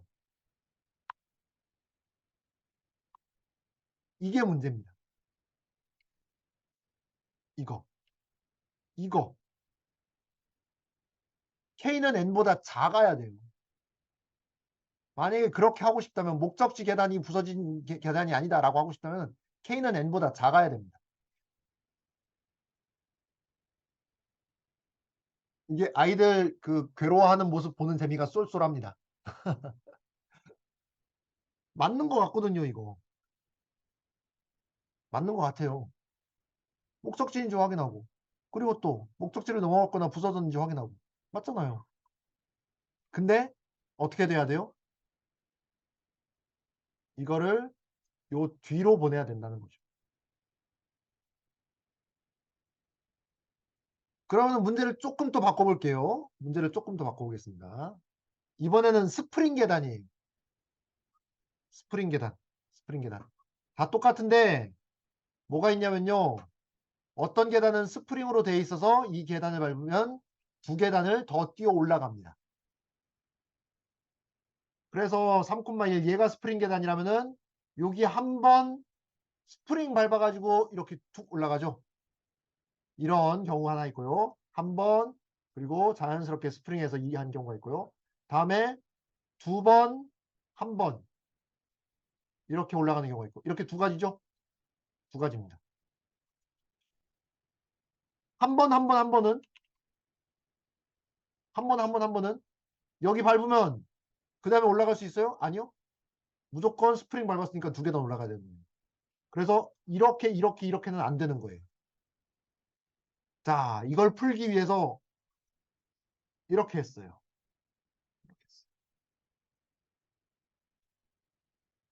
이번에는 자, 이거 먼저 하자. 아까 그거 틀렸으니까 이거 먼저 하자. 스프링 밟으면 먼저 뛰자. 그리고 목적지인지 확인하자. 맞나요? 목적지를 넘어섰는지 먼저 확인하고, 그 다음에 스프링 계단인지 먼저 확인하고, 그 다음에 목적지에 도착했는지 확인하고. 이 순서가 맞나요? 뭔가 모호하죠, 좀. 뭐가 모호하냐? 예를 들어서 역시나 어떤 경우예요? 하나, 둘, 셋. 목적지 계단이 스프링인 경우. 그럼 이렇게 이렇게 이렇게 밟았어요. 그러면 튀어 올라가겠죠? 이거 목적지에 도착한 거예요, 안 한 거예요? 애매하죠? 저는 목적지에 도착했다고 보거든요. 목적지에 도착했다고 보거든요. 부서진 계단은 아예 못 밟는데 스프링 계단은 밟으면 올라가는 거니까. 밟으면 올라가는 거예요. 저는 이건 도착했다고 봅니다. 그럼 어떻게 돼야 돼요, 순서가? 이게 바뀌어야 되죠. 이게 바뀌어야 되죠. 만약에 이게 정말 모호하다. 애들이 막 뭐라고 할 것 같다. 그럼 어떻게 해야 된다고요? 문제에다가 명확히 표시해 줘야 됩니다. 명시해 줘야 돼요. 스프링 계단은 밟은 계단으로 친다라든지 뭐 이런 식으로 명시해 줘야 됩니다. 그리고 또 문제를 잘 풀어야 되는 게 이거 없으면 안 돼요. 리턴. 리턴이 없으면 어떻게 되는 거예요? 여기가 스프링 계단이면 여기 밟고 튀어 올라가는 거 한 거고, 그리고 또 여기 밟고 이것도 하는 거예요. 이걸 리턴 없으면 안 됩니다. 그래서 문제를 잘 풀어야 돼요. 문제를 잘 풀어야 돼요.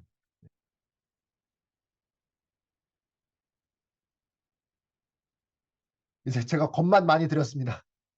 겁만 많이 드렸어요. 네. 실제 연습은 많이 못 해보실 것 같은데, 네.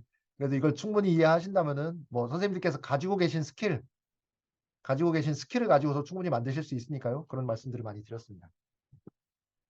자, 그럼 테스트 케이스 만드는 것을 얘기하겠습니다. 예시 하나 들어드려 볼까요? 저는 그 아이들한테 정렬 수업했을 때 수행평가를 보는데 단순히 정렬해서 그 결과를 보여달라라고 하면은 얘가 힙소트 썼는지 병합정렬 썼는지 모르잖아요. 네. 그래서 어떻게 했냐면 이렇게 했어요. 제목을 힙소트의 밑바닥이라고 해가지고 힙소트 과정 있잖아요. 힙소트 과정. 요 과정에서 중간중간 값들을 끄집어내는 거예요. 예를 들어서 힙소트에서 제일 밑에 있던 값이 제일 위로 올라가고 다시 자기 자리 찾아서 내려가잖아요. 그걸 몇 번 내려갔는지를 계속해서 출력한다든지 뭐 제일 끝에까지 간 게 누군지 출력하라든지 이런 식으로. 그러니까 기존에 잘 알려진 것 가지고서 잘 알려진 알고리즘 가지고서 거기에서 아이디어를 시작하고 문제를 만들어 나가더라고요. 그리고 문제를 정말 제대로 확실하게 명확하게 풀었다 싶으면은 그때부터는 테스트 케이스 만드는 건 어렵지 않아요. 적절한 이렇게 큰 데이터든 뭐 적절한 임의의 난수 값을 이렇게 만들든 간에 거기다 이제 코드에다 집어넣으면 답 나오니까. 거기에 대해서도 이제 또 이어서 설명드려 보겠습니다. 네, 마저 설명드리겠습니다. 이제 테스트 케이스 만들기인데요. 문제의 표현은 그렇게 해라. 문제의 표현 이렇게 해라, 저렇게 해라 라는 말씀을 드렸고, 정말 또 다른 중요한 테스트 케이스 만드는 거. 테스트 케이스 만드는 거. 이거 참 고역입니다. 어떻게 보면 고역이에요. 어떻게 만드냐? 제가 가지고 있는 나름대로의 팁 말씀드리겠습니다. 뭐 정답이 있는 건 아닌데요. 이렇게 하면은 큰 문제 없습니다. 특정 케이스가 있어요. 특정 케이스. 예를 들면 정렬 문제에서는 이미 정렬되어 있는 값들을 정렬하라 라든지, 혹은 거꾸로 정렬되어 있는 값들을 정렬하라 라든지, 혹은 모두 똑같은 값인데 정렬해라 라든지, 이런 것들이 있습니다. 네. 문제에 따라서 다 다르죠. 네. 특정한 케이스들을 찾아야 돼요. 내가 머릿속으로 생각해야 됩니다. 그래서 그런 케이스들을 생각해 가지고 컴퓨터를 이용하지 말고 손으로 직접 푸세요. 손으로 직접. 굳이 데이터가 커야 될 필요 없습니다. 커야 될 필요 없어요. 그런 케이스를 가지고서 이렇게 손으로 직접 풀어가지고 입력 데이터, 출력 데이터를 만드세요. 작은 크기의 케이스들을 만드세요. 그리고 크기가 좀 크더라도 특정한 형태가 있어요. 예를 들어서 뭐 미로찾기 문제예요. 미로찾기 문제예요. 똑같아. 뭐 미로찾기 문제 말고 정확하게 이렇게 얘기하겠습니다. 격자판의 최소합이라는 문제로 할게요. 여기에서 시작해서 여기에 도착하는 거예요. 여기에 도착하는 겁니다. 그런데 요 사이에서 이동할 때는 오른쪽이나 아래쪽으로만 갈 수 있습니다.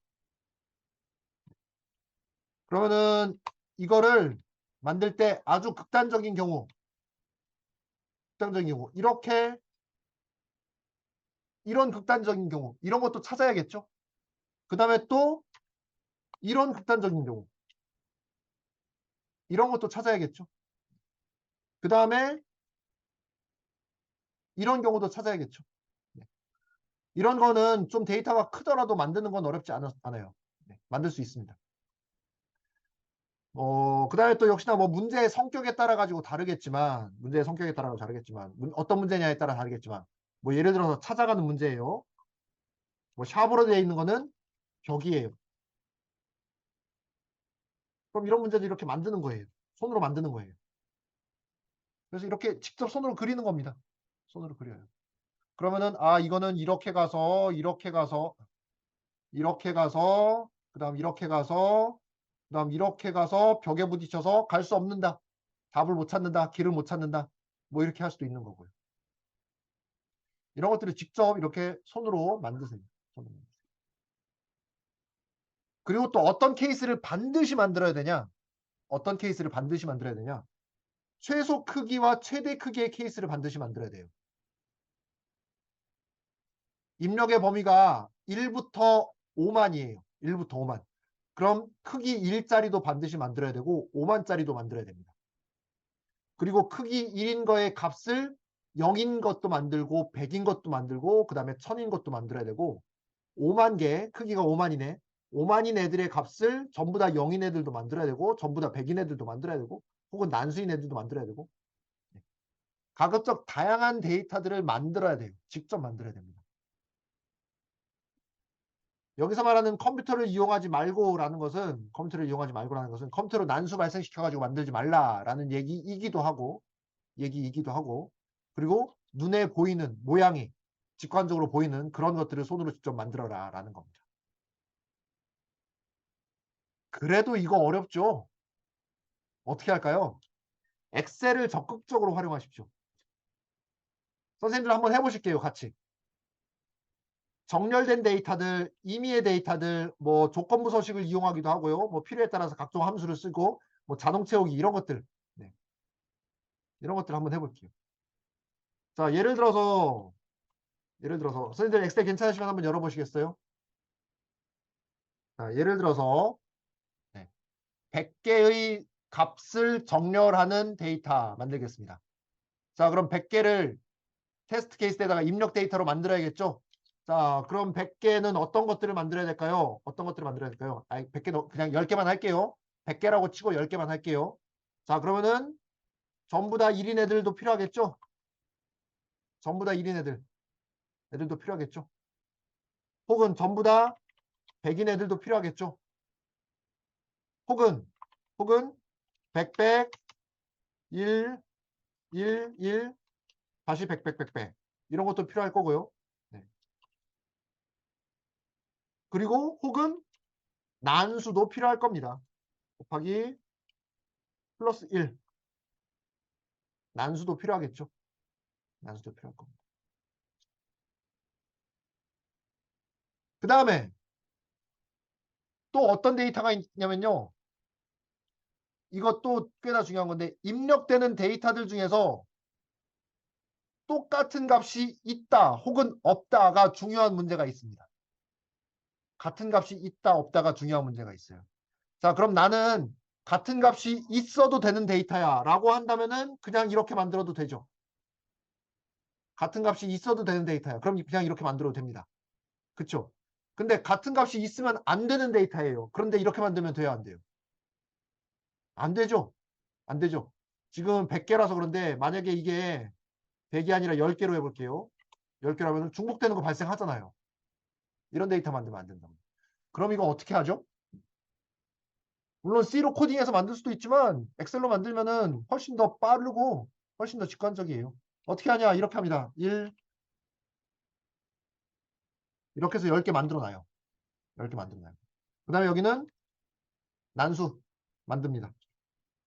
난수 이렇게 만들어요. 이거 값으로 만들어야 되고 값으로 만들어주고 이제 이거 가지고서 정렬하면 되죠. 자, 이게 10,000개든 100만 개든 이 방법으로 하면 중복되는 데이터가 없는 거죠? 중복되는 데이터 없습니다. 그래서 이거 가지고 사면 돼요. 그런데 나는 데이터의 범위는 1000이긴 한데 데이터의 개수는 500개야. 범위는 1000개인데 데이터의 개수는 500개야. 개수는 500개야. 그런데 난수로 만들고 싶어. 그럼 이거 일단 쉽게 하려면은 이거 이렇게 짝수만 홀수만 다 하면은 500개 만들어지겠네. 혹은 짝수만 다 하면 500개 만들어지겠네. 근데 난 이게 아니라 어떤 문제에 따라서는 모두 홀수 모두 짝수가 아니라 정말 난수이고 싶어. 정말 난수이고 싶어. 그럼 어떻게 하면 되지? 1, 2, 4, 5, 7, 8 뭐 이런 식으로 하고 싶어요. 그럼 여기다가 뭐 이렇게 해야 되는 거예요. 여기다가 난수를 발생시켜서 플러스 1. 그치. 네.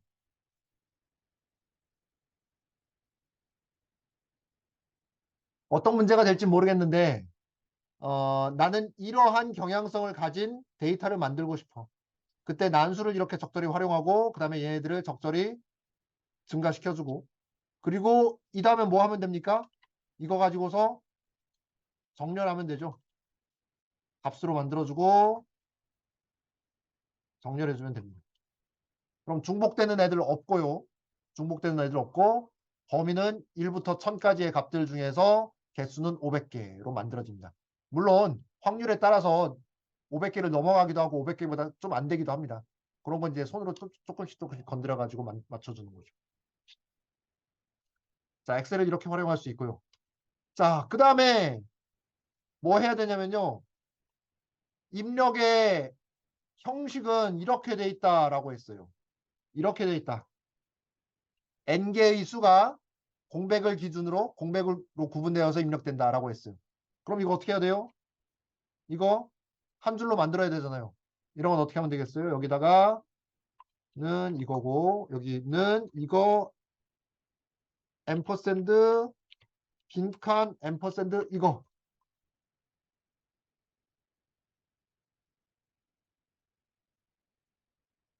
이렇게 나오겠죠.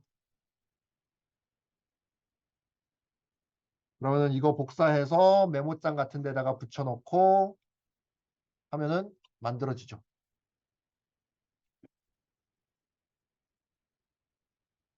엑셀 활용하세요. 엑셀. 엑셀 최고입니다. 그리고 만약에 이만큼 커요. 이만큼 커요. 네, 여기는 이렇게 돼 있어요.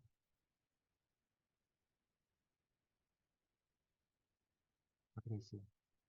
그 다음에 조건부 서식 같은 거 활용하면 좋습니다.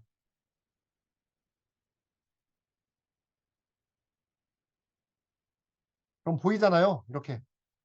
보이죠? 보이죠? 그럼 여기서 예를 들어서 길을 만들어줘야 되는 문제다. 그럼 구, 이런 데다 이렇게 구.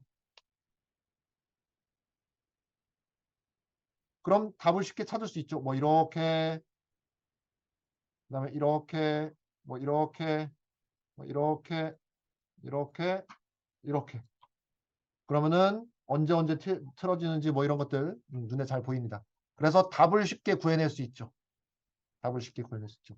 그리고 필요하다면 이런데 이렇게 잘라가지고 네. 뭐 예를 들면 문제가 이런 거예요. 구는 벽이다. 벽은 구다. 이렇게 되는 거죠. 뭐 이런 데서 찾아 바꾸기 같은 것도 쉽게 할 수 있고요. 구를 샵으로 바꾸라. 샵은 벽이다. 이렇게 문제를 바꿀 수도 있겠죠. 그럼 쉽게 보이죠? 자, 그 다음에 뭐 이런 것도 있잖아요. 메모장에 붙여놓으면 기본적으로 뭐로 구분되죠? 탭으로 구분되죠? 탭으로 구분됩니다. 이거 빈칸으로 바꾸고 싶은데 그러면은 어떻게 해요? 이거 여기서 요 탭을 하나 복사해서 편집해서 바꾸기 여기다가 컨트롤 V 하면은 탭 들어갑니다. 그냥 탭 누르면 딴 데로 넘어가죠. 그 다음에 여기를 스페이스바 눌러서 모두 바꾸기 하면은 이렇게 바뀝니다. 이런 식으로 테스트 케이스 만드시면 됩니다. 이거 되게 그 자잘한 잔기술들이에요. 제가 이런 걸 연수를 하고 해가지고 이렇게 알려드리는 게 좀 죄송스럽긴 한데 상당히 유용하다 생각해가지고 말씀드립니다. 네. 그 다음에 또 어떤 경우는 이것을 이렇게 뭐 그 에디터에서 편집기에서 이런 식으로 하는 게 불가능한 경우, 불가능하다기보다 훨씬 더 복잡한 경우 있어요. 그럼 어떻게 해야 되냐면요. 그땐 코딩합니다. 야, 엑셀로 못하겠다. 코딩하자. 코딩합니다. 코딩할 때는 어떻게 하냐면요. 이렇게 해요. 이렇게. 파일 입출력하는 거죠. 파일 입출력. 파일 불러와가지고 01.2이라는 파일 불러와가지고 이렇게 바꿀 거야. 그리고 fscanf로 이렇게 할 거야. 그리고 fprintf로 이렇게 할 거야. 내가 필요에 따라서 이렇게 할 거야. 조금 이따가 다시 설명드리겠습니다. 파일 입출력해서 코딩해가지고 바꿀 수 있습니다. 필요에 따라 코딩과 조합해서 사용한다. 자, 그 다음에 테스트 케이스 만드는 거의 최종적인 단계입니다. 거의 최종적인 단계. 앞부분에서 뭐 한 거예요? 앞부분에서 되게 특정한 경우들, 요 경우들은 반드시 맞춰야 돼. 애들이 요런 걸 잘 못 풀어. 요런 문제들을, 요런 경우를 잘 따져야 돼. 이런 것들을 다 만들었잖아요. 그러면 이제 뭐 해야 되냐? 내가 직접 풀어봅니다. 내가 직접 풀어보고 여기서 만든 이 케이스들이 다 통과되는지 확인해요. 그러면 이제 나한테는 어떤 확신이 생겨요? 아, 내가 문제를 잘 풀었구나. 내가 코드를 잘 짰구나. 라는 확신이 생깁니다. 그때 뭐 해요? 되게 커다란 값들, 되게 난수. 정말 모를 난수. 되게 커다란 값들, 정말 모를 난수들을 다 가지고서 만든 다음에 뭐 해요? 만든 다음에 거기에 대한 답만 구해요. 이게 맞는지 틀리는지는 나는 직관적으로 확인하진 않아요. 그건 앞서서 다 끝냈어. 그건 앞서서 다 끝냈어. 직관적으로 확인하는 건 앞서서 다 끝냈고 확신이 들었다면은 아주 큰 값들에 대해서는 코딩 해가지고 푸는 거예요. 그리고 그 답만 활용하는 겁니다. 어떻게? 이렇게 100만 개의 입력 데이터가 있어요. 100만 개의 입력 데이터를 내가 직접 그 콘솔에다가 직접 입력하기 힘들잖아요. 콘솔에다가 입력하기 힘듭니다. 그래서 어떻게 하냐? 자, 01.in만 먼저 만들었어요. 01.in. 여기에는 100만 개의 데이터가 들어있어요. 100만 개의 데이터가 들어있어요. 그래서 이게 만약에 정렬하는 문제다. 정렬하는 문제다 싶으면은 나는 이렇게 먼저 짜봤어요. 잘 돌아가. 잘 돌아가면은 여기에다가 입력 파일 만들고 출력 파일 만들어요. 그리고 입력 파일로부터 입력 받아요. 입력 파일로부터 입력 받아요. 100만 개의 데이터 입력받아요. 100만 개의 데이터 입력받아요. 그래서 정렬해요. 정렬하고 어떻게 출력해요? 01.out에다가 출력하는 거예요. 파일에다가 쓰는 거죠. 앞에 여러 개의 파일들은 직접 만드는 거고 01이 좀 어울리지 않다. 한 11이라고 할게요. 11. 네. 01부터 10까지는 전부 다 내가 손으로 직접 만든 거고 11번부터 21번까지는 아주 큰 데이터들. 아주 큰 데이터들. 그거 만들어 가지고 답만 구해내는 거예요. 답만 구해내는 거. 물론 입력 파일은 직접 만들어야죠. 입력 파일은 직접 만들어야죠. 네. 엑셀로 만들든지 아니면 C에서 난수 발생시켜가지고 만들든지 네, 만들어야 됩니다. 이렇게 해서 만들면은 뭐가 만들어져요? 11.in에 대한 11.out이 만들어지는 거죠. 이건 내가 검증하지 않아요. 검증할 수가 없어요. 검증할 수가 없어요. 앞서서 내가 확실하게 만들어 놓은 게 있으니까. 그래서 12.in도, 13.in도, 14.in도 큰 걸 만들어 가지고 12.out, 13.out, 14.out을 만들어내는 겁니다. 자, 이렇게 만들었습니다. 만들었습니다. 자, 그럼 올리는 거 실습 같이 한번 해볼게요. 올리는 거. 올리는 거 한번 해보겠습니다. 네. 문제 리스트 보시고요. 문제 리스트 보시고 선생님들 아까 만드셨던 문제 네, 일로 들어가겠습니다. 자, 요 문제에서 테스트 데이터 들어가겠습니다. 테스트 데이터. 테스트 데이터 들어가시고요. 자, 여기 위에 보면 메뉴가 몇 개 있는데요. 크리에이트 파일 해보겠습니다. 크리에이트 파일. 여기다가 01.in이라고 만드세요. 01.in 만드시고요. 에디트 있죠? 에디트. 에디트. 에디트 누르시면은 창 열립니다. 이 문제는 N개의 데이터를 입력받아서 정렬된 결과를 출력하는 문제입니다. 그러면은 첫 번째 줄에 데이터의 수 5개. 그 다음에 두 번째 줄에는 N개의 데이터가 빈칸으로 구분되어서 입력됩니다. 이렇게 한번 입력해 보실까요? 세이브 파일 오른쪽 아래 세이브 파일 누르세요. 세이브 파일 누르면 저장됐습니다. 저장됐는지 에디트 눌러서 한번 확인해 볼까요? 잘 저장됐네요. 그럼 01.in에 해당하는 아웃풋 파일은 또 크리에이트 파일 눌러서 01.out 만듭니다. 01.out.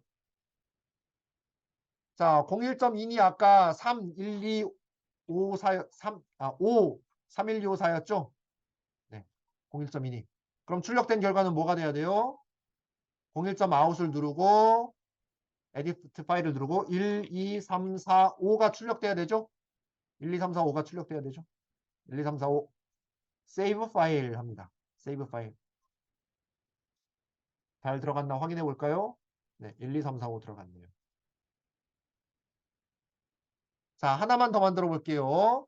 크리에이트 파일 이번에는 02.in 02.in 그리고 02.out도 바로 만들게요. 02.out 02.out 만들겠습니다. 02.out. 자, 02.in에다가 에디트 눌러서 이번엔 3개만 해볼까요? 3개. 3, 7, 5, 3. 753이 입력되면은 753이 입력되면은 뭐가 만들어져야 돼요? 357이 출력돼야 되죠? 357. 이거를 02.out에다가 입력해 줍니다. 자, 이제 문제로 다시 가볼까요?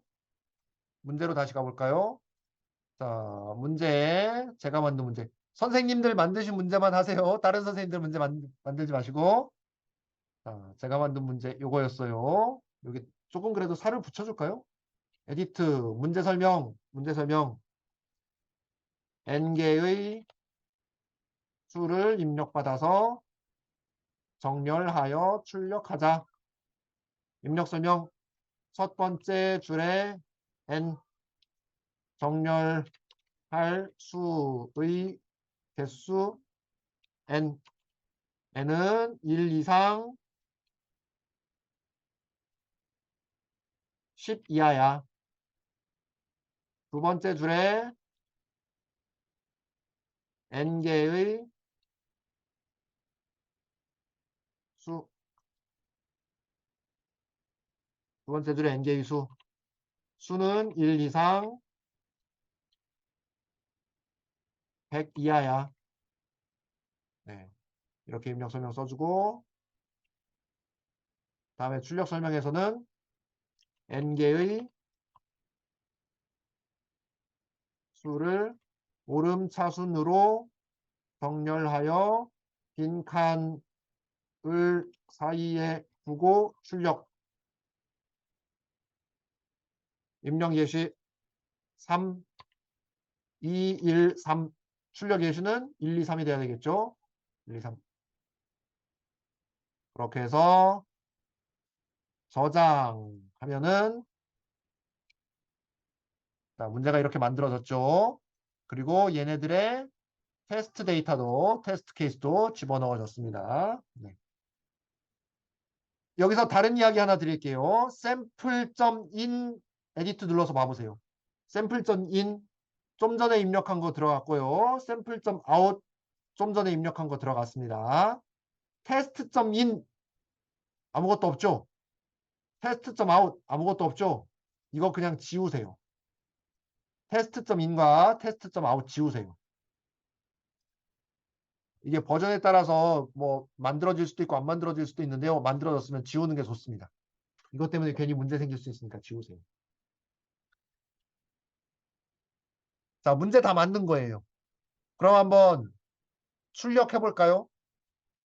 문제 리스트에서 출력? 네, 채점 해볼까요? 제출해 볼까요? 제가 코드 가지고 있는 게 있으니까 요거 그냥 빨리 드릴게요. 요거 복사해서 선생님들 문제에 한번, 다른 선생님 문제도 괜찮겠네요. 다른 선생님 문제도 괜찮겠네요. 한번 들어가서 제출해 보세요. 자, 그러면은 파이썬으로 하셨네요, 선생님. 예. 채점 기록 이렇게 보실 수 있습니다. 네. 자, 그 다음에 마지막 말씀드릴게요. 마지막 말씀드릴게요. 자, 이제 테스트 데이터를 한번 봐보세요. 자, 테스트 데이터를 한번 봐보세요. 네. 얘네들 만들죠. 방금 전에 우리는 여기서 직접 크리에이트 파일 했지만 업로드 할 수 있겠죠? 업로드. 내 컴퓨터에서 엑셀 같은 거 가지고서 01.in, 01.out, 02.in, 02.out 이런 식으로 쭉 만들었을 거 아니에요. 만들었을 거 아니에요. 그러면 업로드 할 수 있습니다. 업로드. 업로드하는데 이게 좀 인터페이스가 안 좋아요. 하나씩 올려야 되고 5개까지밖에 못 올립니다. 불편하죠? 그래서 어떻게 할 수 있냐? 어떻게 할 수 있냐? 이렇게 할 수 있습니다. 우리가 여기에다가 01.in, 01.out, 02.in, 02.out, 03.in, 03.out, 30.in, 30.out까지 이렇게 많이 만들었잖아요. 많이 만들었어요. 그럼 이 많이 만든 걸 어떻게 하냐면요. 압축하세요. 압축하세요. 이렇게 압축하세요. 압축하고 뭘 올리냐? 여기다가 업로드, 압축된 파일을 업로드 하세요. 그럼 여기 이렇게 나왔죠? 이제 어떻게 하면 되겠어요? 오른쪽 끝에 디컴프레스 하면 됩니다. 그럼 여기에 사라락 풀리면서 다 올라갑니다. 그리고 또 내가 이 테스트 케이스를 복사해서 친구를 주고 싶어. 딴 데다 쓰고 싶어. 그럼 어떻게 하면 될까요? 자, 선택하고 얘네들 이렇게 다 선택하고 뭐 해요? 컴프레스 압축해. A.zip으로 압축합니다. 압축해. 그러면은 여기에 이렇게 압축돼요. 그래서 얘 이름 클릭하면은 다운받을 수 있습니다. 이렇게 압축 파일을 이용할 수 있습니다.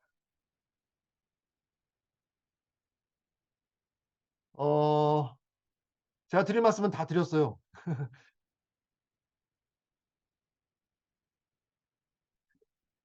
다시 한번 학습 목표를 말씀드리겠습니다. 제가 정말 인상 깊었던 장면들 그런 게 있는데 뭐냐면요. 어떤 애가 문제 하나를 300번을 틀려서 풀어요. 문제 하나를 300번을 틀려서 풀어요. 이게 얼마나 대단한 거예요. 그만한 과제 집착력이 있다는 것도 대단하고 그 300번의 시도에서 아이가 어떤 생각을 했겠어요? 정말 수많은 생각을 합니다. 별별 생각을 다 해요. 자료형도 공부하고요. 스스로. 배열도 공부하고 배열 공부하면서 메모리 영역도 공부합니다. 메모리 영역이 어떻게 구성되어 있지 이런 것도 생각하고요. 더 나아가서 OS도 공부하고요. 별별 걸 다 공부합니다. 그리고 또 어떤 학생은 문제 하나를 3달, 4달 동안 풀어서 맞춰내요. 3달, 4달 동안. 이 300번 틀리고 3달, 4달 동안 틀렸다는 게 온라인 저지의 단 하나의 문제에 해당하는 얘기입니다. 단 하나의 문제. 정말 문제 잘 만들면요. 아이들은 이 문제 하나로 인해서 공부를 엄청나게 합니다. 그리고 선생님도 어떤 문제 하나를 잘 만들잖아요. 그럼 이 문제 하나를 가지고서 정말 다양한 알고리즘들을 설명해요. 이 문제 하나 가지고서 뭐 심하게 얘기하면 몇 달 동안 수업하기도 합니다. 문제 하나가 몇 달 동안의 수업거리가 되기도 해요. 그러기 위해서는 문제에 오해가 없어야 되고 테스트 케이스에 오류가 없어야 됩니다. 제가 오늘 드린 말씀들은 뭐 여러 차례 말씀드렸지만 되게 힘든 어려운 좀 겁주는 그런 말씀들을 드렸잖아요. 되게 어려운 문제들에 해당하는 거예요. 되게 어려운 난이도, 어려운 알고리즘 이런 것들을 풀어내는, 담아내는 문제에 대한 말씀드리고 쉬운 문제는 그렇게까지 걱정하실 건 없습니다. 네, 이상 말씀드렸고요.